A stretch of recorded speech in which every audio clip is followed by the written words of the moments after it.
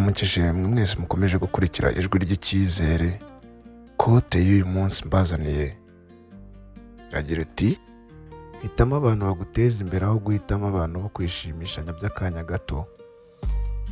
Abantu tugendana baduhindura buhoro buhoro. Niba ushaka ubuzima bwiza, hitamo inshuti nziza zikugirira akamaro, zishimira iterambere ryawe, kabone n'ubwo waba wakoshije zikagucyaza zitagambiriye kukubabaza, ahubwo zigira ngo ubashe gutekereza neza, mugafatanya gutera imbere ndetse ibintu bikagenda neza.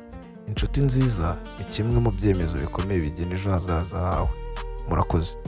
Niba wumva zino kote zigufashije,